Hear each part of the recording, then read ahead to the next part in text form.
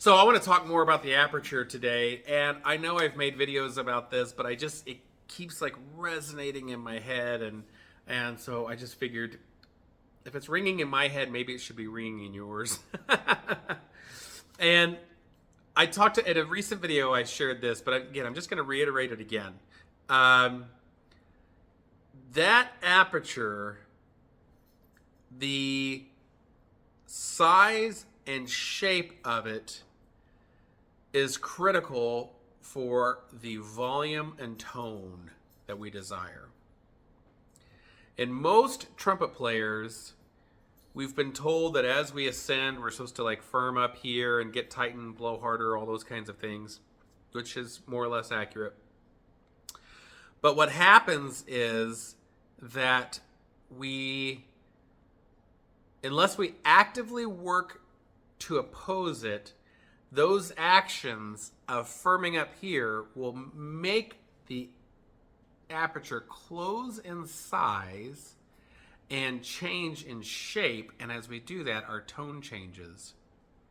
And if we want to keep our tone consistent through registers, we really want as much as possible to keep the aperture roughly the same size and shape and accelerate the air.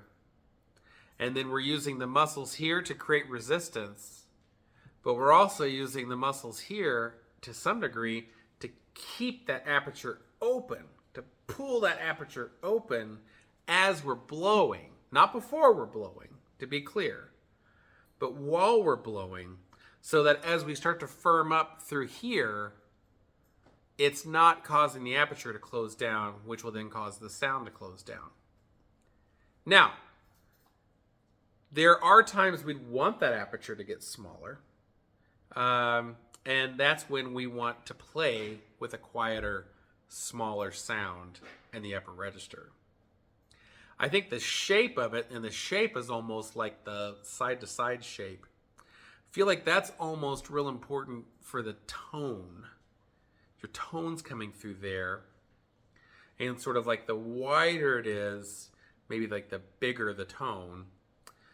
And then the taller the aperture is, the more volume you get. That's probably not 100% accurate, but that's kind of what it feels like. So therefore, if I want to play in the upper register and I want to play quiet, but I want to play with a good sound, then I'd want the aperture to be, not small, but I want it to be kind of wide, but small this way. So, I'm not sure how well this is coming through, but if that's my normal aperture, then I might want it like that. So if it's the normal, quiet might be like that.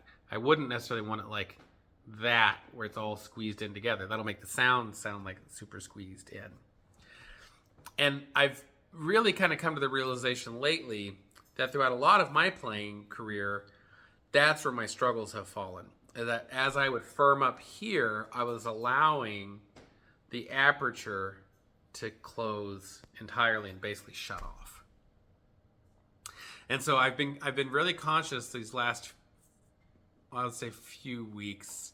We can call it 3 weeks, although I took 2 weeks off for like a vacation stuff. So I haven't really played in 2 weeks, which is fun because I got to play lead tonight in a big band. We'll see how that goes.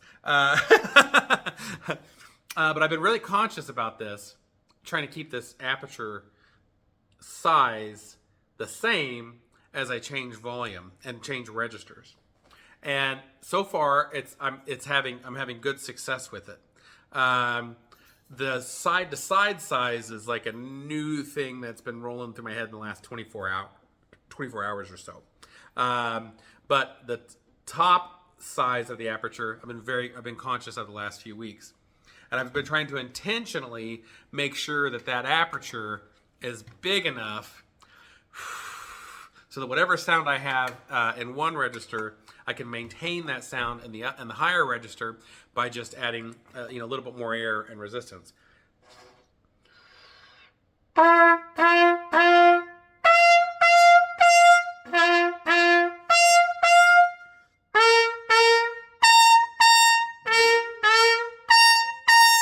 Like that. versus versus allowing the aperture to get smaller.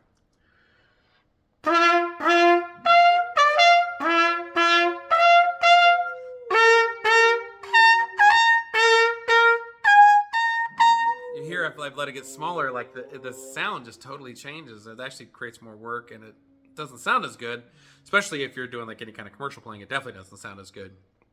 So that has been really critical for me. So then the question becomes, okay, well then how do we firm up and not let that aperture crush in on itself? Well, there's a few things you can do. One, I think, is just sort of keep mental awareness of that aperture staying open and then supplying more breath. And that supplying more breath through breath compression is really where the whole magic behind the Bobby Shoe wedge breath comes in, which you can look for videos of that on YouTube to find explanations of the wedge breath. But suffice it to say, if you're using air correctly, where up here is relaxed, and you're just, bringing your stomach up and in to exhale the air, while all this stays relaxed, and you're not blowing like that. You just are taking air in. This all stays relaxed, and you're just squeezing from the bottom up like a tube of toothpaste while this stays relaxed. That's the key for making that work. And then you're actively using the muscles here in your face to make sure that that aperture stays open. So that's one good exercise for it. Another good exercise for it, if you've ever seen people do lip bends, this is the whole purpose behind lip bends, in my opinion. First guy that I really heard talk about this intelligently in a way that made sense to me was John Daniel. And John Daniel has a great book that's full of really interesting and challenging exercises that work out different facets of your trumpet playing.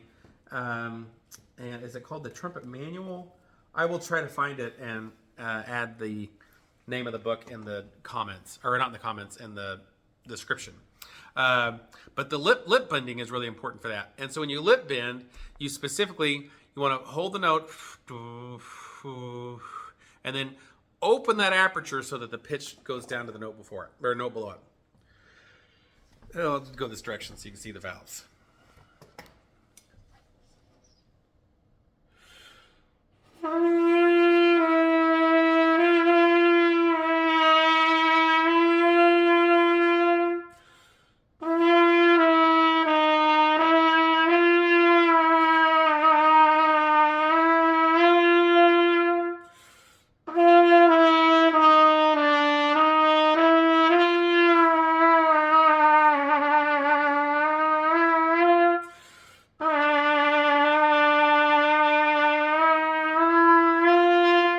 So with that, I'm using the embouchure muscles to open the aperture. And I'm not opening the aperture by dropping the jaw.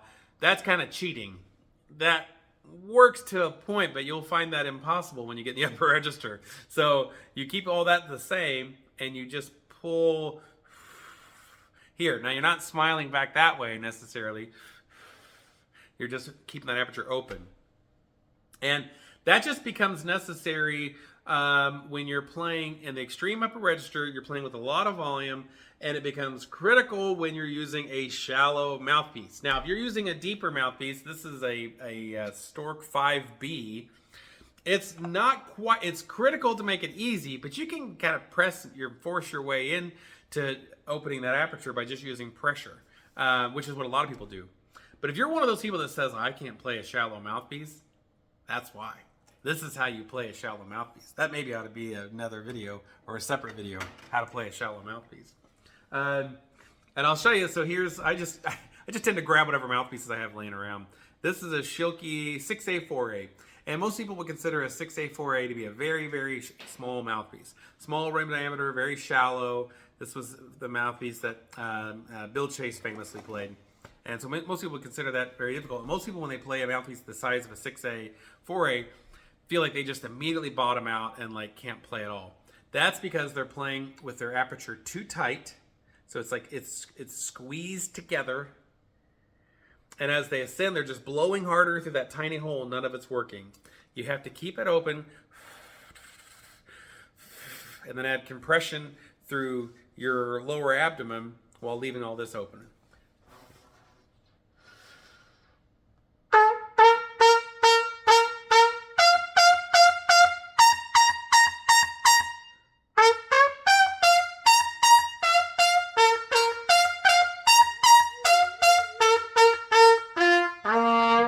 So, dog loves it when I play like that. That's the key to playing those things is that lip aperture. So, I want you to think about that and try this on your own practice, and I want you to share this with me. If you already know this, then give me your thoughts in the comments. And if you don't know this, try this and let me know. But I want you to think about your aperture being, for this video, we'll talk about 2 dimensions, all right? I want you to think about the vertical dimension, regulating your volume. So if you want to play in the upper register and you want to play quiet, you're going to allow it to be smaller, not closed. Don't let it get closed. And if it gets too close, the sound goes to crap, okay? So you got to be careful of that. And if you want to play louder, you're going to think about being more open. And then for tone, think about the width of the aperture. Lynn Nicholson talks a little bit about this too, but the width of the aperture. Try those things and let me know your thoughts in the comments. If you already do these things, am I on the right track? Let me know your thoughts in the comments. All right, thanks.